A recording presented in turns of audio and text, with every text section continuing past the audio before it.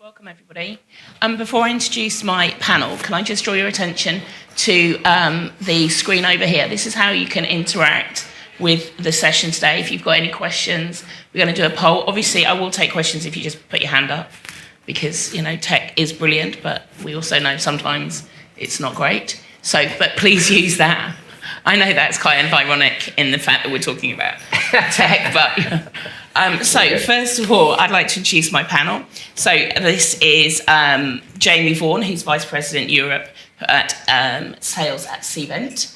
Then we have Jade Fletcher, who is CEO at Jade Green Productions, and Jason Larkham, who's Immersive Technology Consultant at White Light.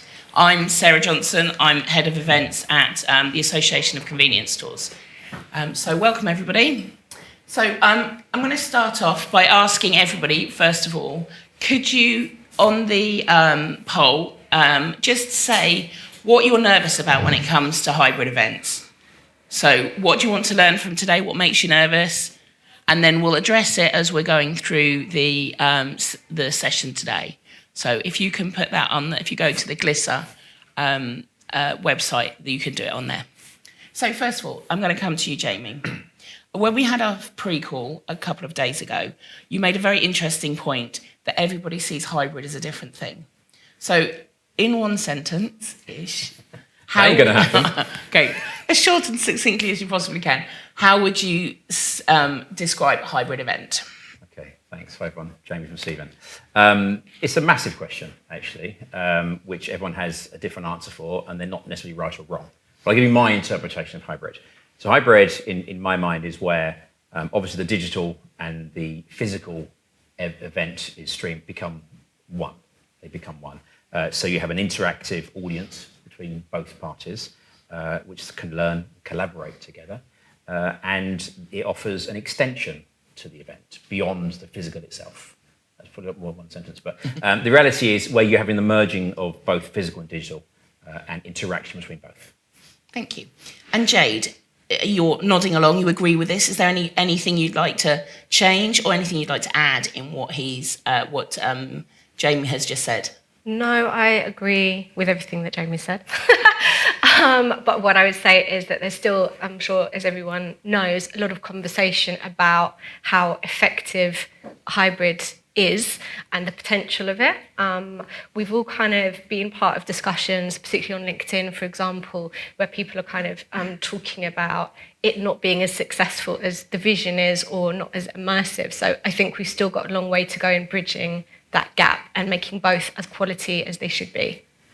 And Jason, do you agree with Jade? Have you seen this? Have you seen that maybe sometimes it's not kind of living up to the expectation? I think it's not living up to the expectations on occasions. However, I think it's also, from the outset of planning an event, being very clear about what your audience requirements are, what your story and narrative is, and how you're going to communicate that to them. Live is a very different narrative and story to online. And obviously, we all went quite quickly. Well, I did overnight, went on to do my events online. Do you think if we hadn't have had the pandemic, we would be doing as many hybrid events now as would we have got this far, or would we still be going, well, actually, we'll stick live? I think adoption from the consumer point of view has been greater just because of the pandemic, and we've all been thrust into having to use digital technology in very different ways. If the migration was naturally happening anyway, and as we get sort of more opportunities with our smartphones and computers and so on and packages that we can access, it opens up the door to being able to communicate in very different ways in a digital fashion. But I think it would be a 5-year process rather than an overnight process should we have waited or didn't have the pandemic. Yeah. And Jamie, do you think that we may have missed any steps in the fact that we've shortened the process? Well, hybrid's always been there. I'm sitting here reflecting on the wonderful Queen Elizabeth up there, and obviously not forgetting what happened at the weekend, which was, of course, the biggest global hybrid event we'll ever experience. Hybrid being hundreds of thousands of people on the streets absorbing content and many on their phones waiting for timings and things, with billions, I understand, being broadcast around the world. It's actually a hybrid event. It's always been there. It is, in the truest sense, a hybrid event, although you might say it's more of a broadcast, but it's a hybrid event because it's physical and digital merged. And it was planned in that way as well. Meticulously planned on this one occasion, right? So we can all get it wrong, but that was flawless. However, your question was, has it stuttered growth, whatever? I think when the pandemic hit, we were forced to go digital. No one likes to be forced to do anything. That's what happened. We knee-jerked. We power very, very large events, and if you've got 1,000 people in the room, you can't say, hey, let's all go on Zoom. That's what happened. And that's why we've all probably been bitten and we're a bit shy. We're not forthcoming saying, hey, digital is the way forward. But there were elements which we'll address later that were very successful. The pandemic is now now come to a bit of an end, hopefully very end, completely ending soon. And physical is open. Everyone's going, whoa, let's all go back together and hug each other. So we're all happy again. But there are just some kinks in the armour, I think, which what used to be, from a virtual perspective, quite good, which we'd like back, certainly from a reach perspective, as well as embracing the physical that we're doing right now. So I don't think we rushed to miss stuff, but I still think there's an enormous education as to what can be achieved with the merger of digital and physical. And Jade, what do you think that first step is? What should we be doing now? What should everybody who's in this world be doing around hybrid? Do we go back to the beginning? What would you suggest? I would suggest we do go back to basics. So like Jason was talking about, it's thinking what do we need for what day, because even with live events, because you were discussing the fact that some of your live elements of your events weren't as well attended as you thought they were going to be, and we kind of had this bigger discussion around the fact that people have moved location now. They're not coming into the office every day. The Thursday after work culture doesn't exist anymore, not to the extent that it previously did. So, we now have to look at, even from the event side, is this the right day of the week? Is this the right time of the day, with new childcare responsibilities and all of these other things? So not to take for granted the best day of the week to do a corporate event is a Tuesday or Wednesday from 5 p.m, for example. Do you know what I mean? And the same, looking at in that same detail as the live, at the digital side, is this timing right? Is this format right? Is this content right? And then how do we bring these two together? Not just looking at it as in, we should do virtual, or just as an add-in. We need to really think about the content, the delivery, the structure, the people. So I think it is going back to basics and taking that time and not just whacking things out because we can and there's a platform. Thank you. And I think, we should have a poll, I think. Have we got some questions? A question to go up? On the screen, hopefully. I can't read that. It's on here. That's right. But it's really, really small up there as well. No,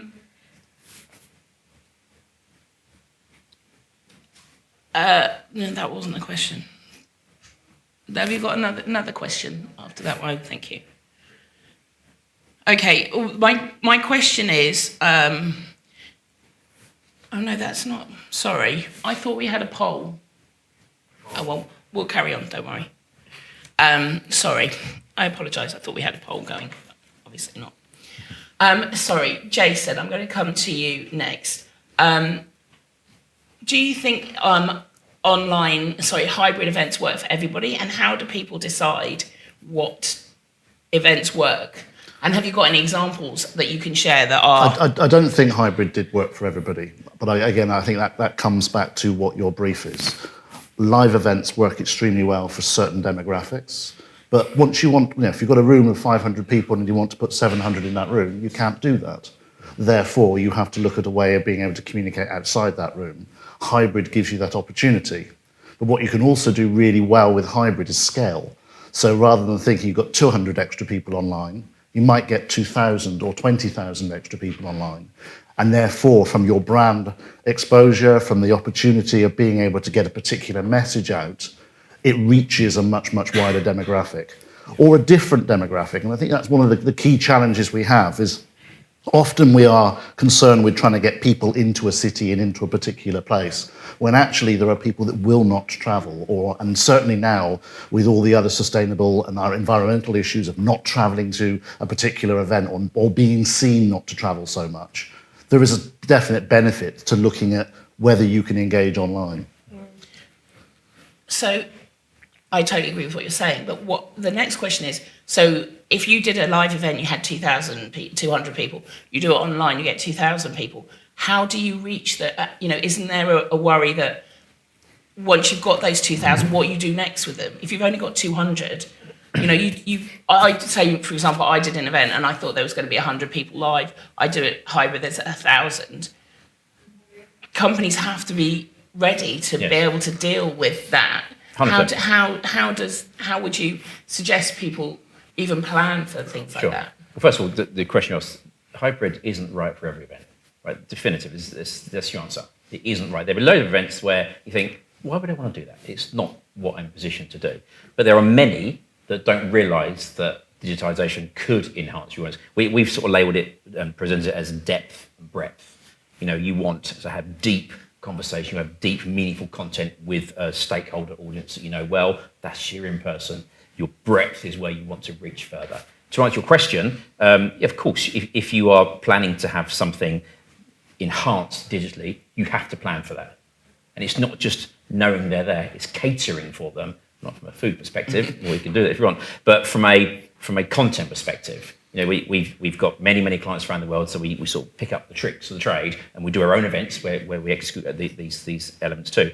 And you have to have content steered to the virtual as well as the physical, and both parties individually. You have to be mindful that there is an audience. You have to look at that camera right now and talk to that camera and pretend that you're in that person's image, like a broadcaster would do. Yeah. So you have to plan for that. You also have to make sure there is content only available for the virtual audience.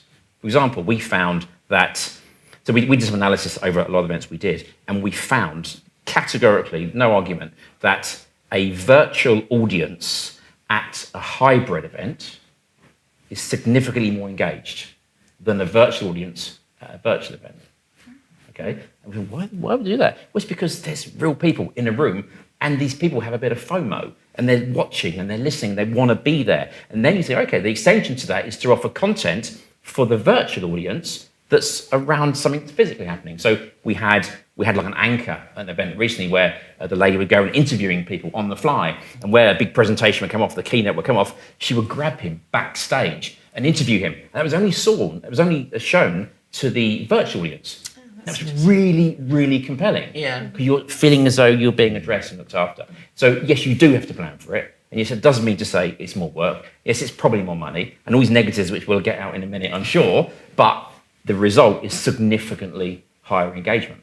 There's also customer experience and customer journey and user experience. So yes, the content side is really important, but I think, when we're thinking through a live event, we think about, okay, how many weeks in advance or months in advance are we sending out the save the date, the placeholder? What does the invite look like? Are they going to be sent things in advance? All of these kind of things, which I think the digital, sometimes that's left behind. People aren't thinking about the whole customer experience, and we need to start thinking about that from beginning to end. What do they get afterwards? What's their takeaway? One of the things that people loved kind of now and before, obviously, the pandemic was the interaction with social media, taking the selfies, the selfie mirrors, like all of those kind of things, because people want something shareable to prove that they were there, all of these kind of things, and how can we translate that to the digital space, not as an afterthought from the beginning? 100%. And what about the role of the event manager? I mean, that has changed massively. I mean, personally, I went from not really understanding I didn't really use Zoom, to having to suddenly overnight be this expert with my whole company going, we're just going to do this. How do people say, Jason, how do you help people, and what advice do you give them when they're kind of stepping out into this? Much of the same workflow exists whether you're doing a live event or a virtual event or a hybrid event. The workflow in terms of planning, ensuring that content is managed, ensuring the narrative is managed, ensuring your audience is managed, that workflow exists. Where you have to place a little bit more emphasis on in the virtual side of things is where your audience is remote. You need to ensure that they have a really, really high quality experience of your brand when they engage on the day. Often just going into a Zoom window isn't the right thing to do because it doesn't set up in any way what you want to represent from a brand perspective, and also presents a lot of risk. So therefore, there are other opportunities that you can go into that offer a little bit more, whether that's information around the central window or unique experience, as you quite rightly said. We see an awful lot. Providing that unique experience is absolutely essential to engage in. Yeah. And how important is looking at their brand in a different way? So when you do a live event, people, they use their brands in different ways. So that's got to be rethought as well. I mean, that's kind of, you're almost like realigning your whole brain. Yeah. I mean, that's tough for most people to do. It is tough. And anyone who plans a room, I feel sorry for you because your world was turned upside down 2 years ago. And now the world's coming back and you're asking different things. So to Jason's point, production value, high production value is the key to engagement virtually. And of course, from a hybrid perspective, if you're just doing a window, no one really cares. You've got to have a lot more going on. Your eye will just drift within, I think it's about 7 seconds. So you want moving parts, you want lower thirds, you want stuff, you want changing all the time. All that production value can be done with agencies. You want it to feel like a broadcast. Yeah, it's a broadcast. It really is a broadcast, and it has to be that way. The beauty of digital from a branding perspective, of course, you know who's coming because you've gone through a thorough registration process, we hope, and then you've looked at your audiences. You then, of course, can segment your audience. The beauty of digital, going back to the Queen and the broadcast, you can align brand message to audience segments because you know who's watching certain things. So you can begin to really deliver messages very precise towards a sort of person or persona who's absorbing that content. So it's actually tenfold more powerful than ever before. But to your question, it has to be understood and it has to be thought about in advance.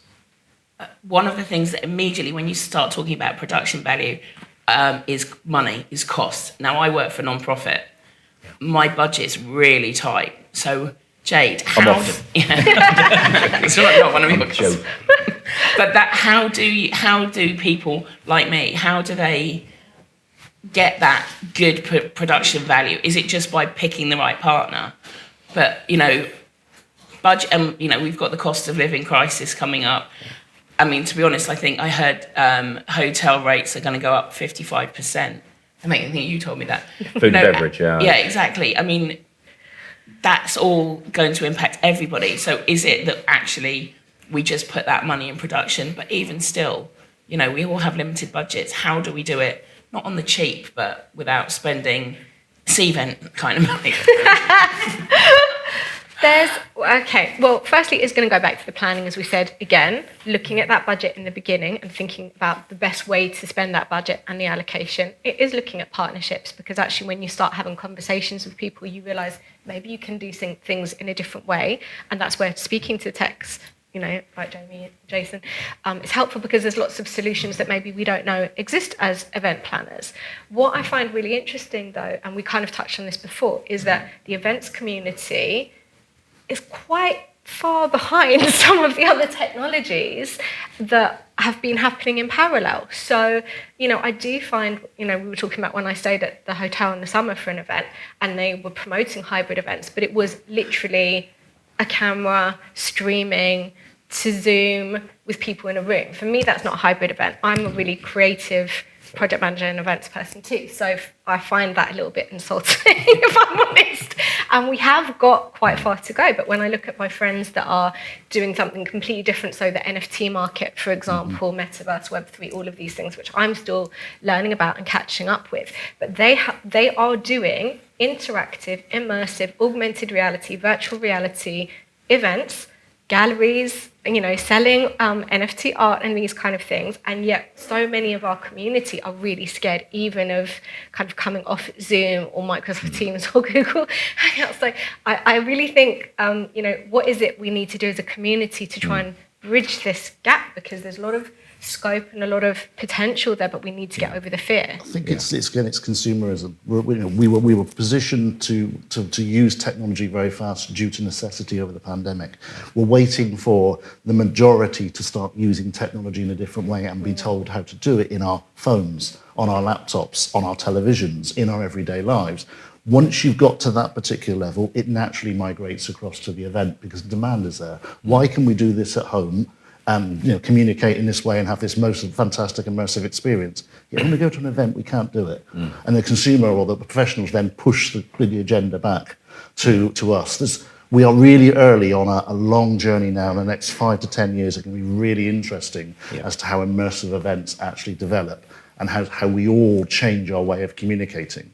And there's no right way. None of this has been defined. It's a fantastic opportunity that we have as an industry to define our own pathway through this. Yeah, spot on. And so talk about the evolution. Technology is kind of a scary word. Oh, technology is expensive. I don't know how to do it. But if you think about it, you turn up saying got your badge.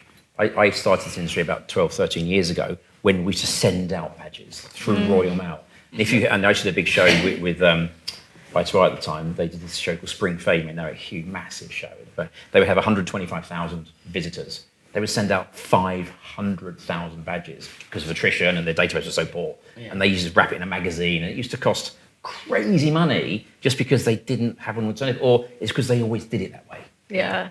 And they got changed. Well, hang on a minute. There's a reason why you shouldn't do that. Rock up and get a badge. And technology supported that. That's when we all got into the technology evolution. And it's gradually grown. But yeah, it was unprecedented 2 years ago because it was enforced on us. But we've seen it's enormous starting to change. get that now because we're hearing all these buzzwords of the large corporations migrating across to different technologies, using different terminologies.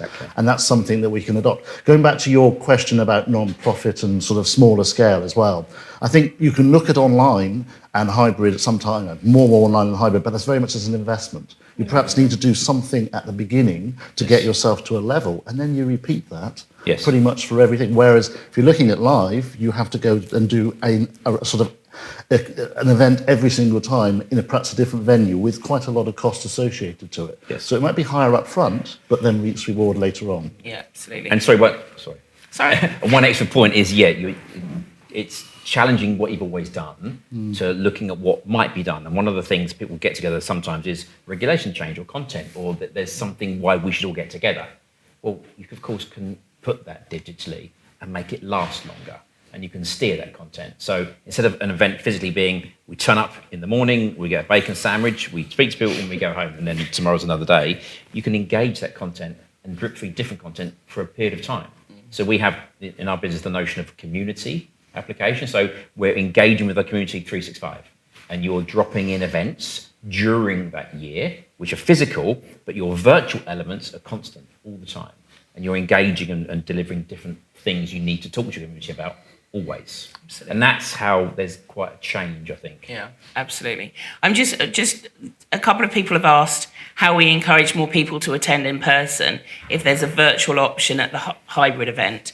And also, somebody asked how to engage people both online and in room. I think we covered that one already. Is there anything? I think it makes sure you're really clear about what people are going to get by attending in person and how that differs from what they're going to get when they attend online. Something special, a special experience if they attend in person, maybe a special keynote or something that the online audience gets in a different way. Yeah, and that's we get that asked a lot.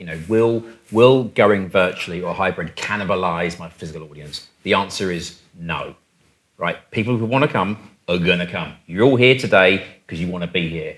You want that bacon sandwich and that cup of coffee, but you want to meet people. That's what you want to do. And that person's always that person. And there was a bunch of people who said, I'm going to come, but I can't make it. Or I don't want to come, but I'm vaguely interested. That's your breadth. And this is your depth. So it won't cannibalize. Numbers across the board, I hate to say this, we all know it, are probably a bit down. Physical audiences are smaller now across the board than they were 2 years ago. And that's because of change of work, because we've all got kids or puppies or whatever it may be. We don't want to come to London or whatever it may be. It's just down. So to embrace that, digital elements are catching that gang of people and significantly more.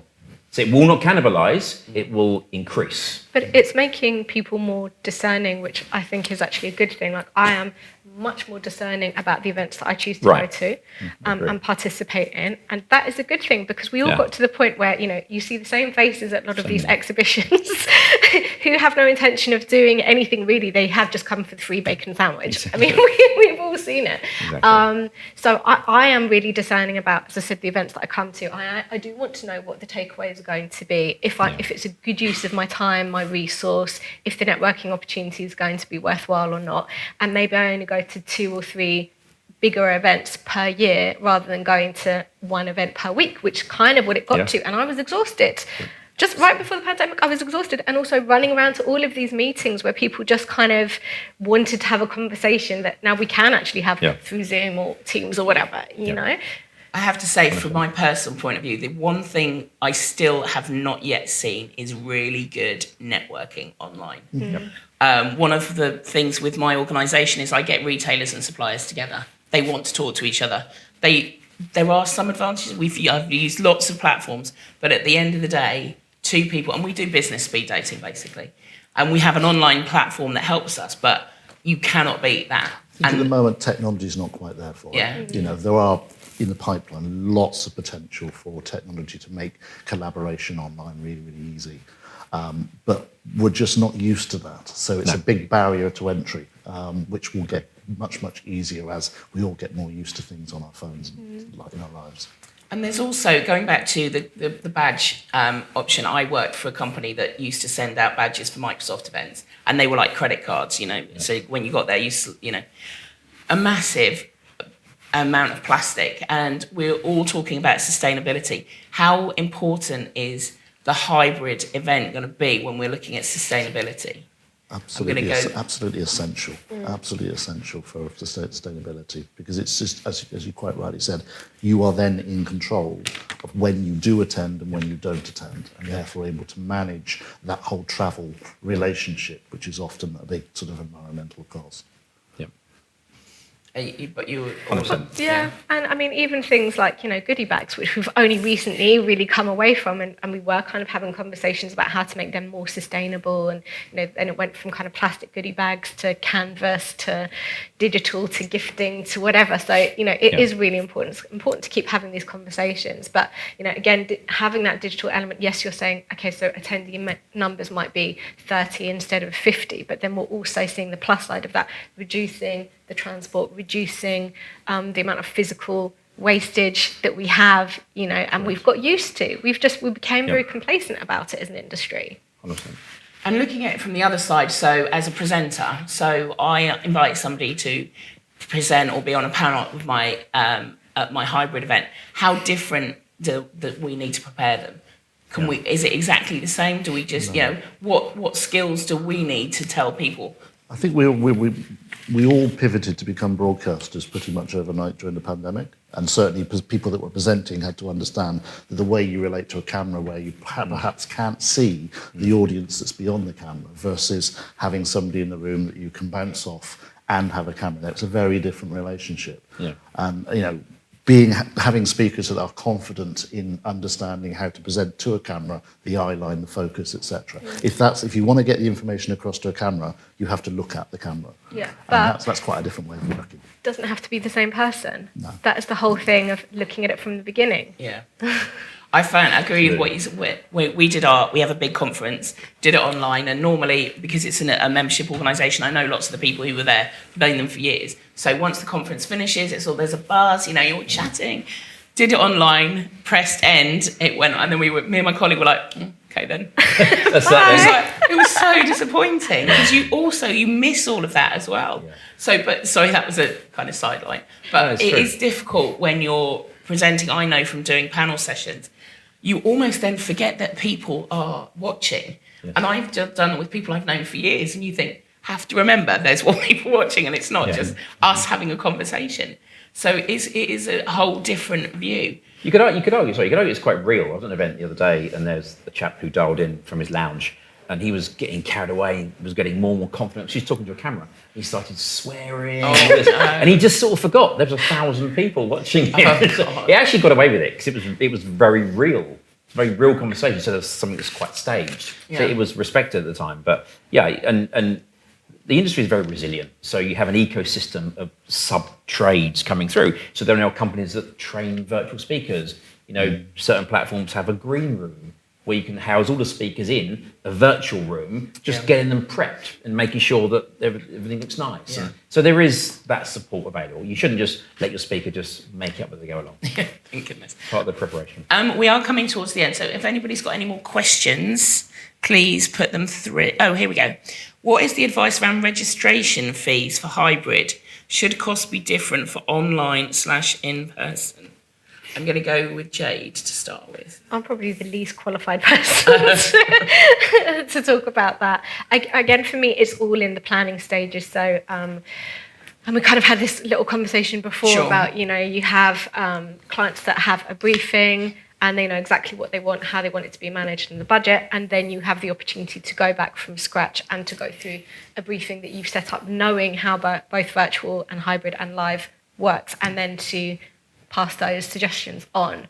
So, but I think probably, Jamie, you're probably in a better position to... Yeah, I can just tell you what our clients do. I mean, it seems to be the theme that there will be a cheaper fee for a virtual interaction than a physical. But the physical has a venue, it has food and beverage, it has lots of actual costs. Sitting in a lounge does not. So you can understand that, but I think it's an attraction to build the virtual audience. And and you hit on a point earlier about networking, it's not quite the same.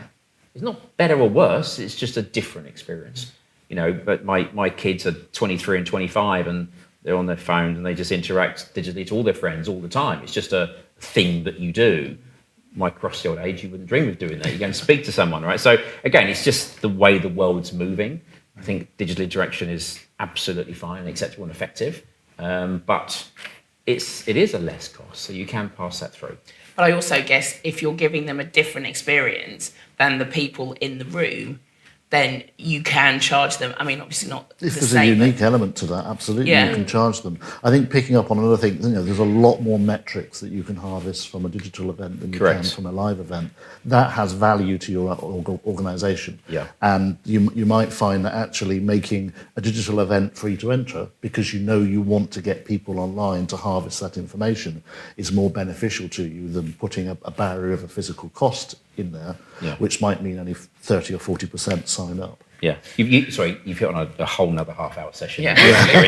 The whole data aggregation is probably one of the most valuable things that you're missing out on unless you have digitization in your events, and that data allows you to monetize. You can go to Coachella in the US and pay crazy money to dance in the audience, not to see what's going on. You can watch it on telly. Yeah. If you watch it on telly, you're getting bombarded with adverts. And they know who you are, and you've got segmentation in that data. So there's value in both. It's just about how you utilise that after. Yeah. Absolutely. Right, I'm just going to, last question. What is the one thing you want, the one nugget you want the ladies and gentlemen in the audience to take away from today's session? I'm going to start with you. Okay, be open-minded. Just because what you've always done sort of worked doesn't mean to say you can't do something differently. So be open-minded, do not just believe what you read. There's been a relatively bad press about digital and hybrid because we all rushed into it, we had no choice. It's refined in 2 years only. I've seen a rate of development in technology I've never seen before. It's gone crazy, the value, the investment that everyone's making in making platforms stronger, more resilient, more engaging than ever before. So if something didn't work 2 years ago, don't assume it doesn't work anymore. Be open-minded. Jade? Yeah, I think it would really be off the back of that, is to not get stuck into any one particular solution. Every event is horses for courses. So what I've kept saying is go back to the beginning, look at what the intention is. Maybe at the beginning, before you're actually planning the event logistics, go back and say how much of the audience actually wants to attend in person, how much want to attend virtually. You might actually be surprised by the results, and then surprised about where you put the budget and how you move the content forward. So maybe we need to be more led by our audiences than just what we want. Yeah. Thank you, Jason. I think Final word.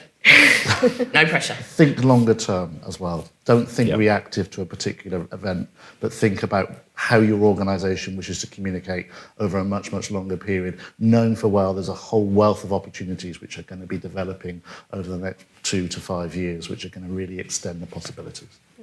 Brilliant, thank you. Well, thank you very much for coming, and thank you very much to our panel.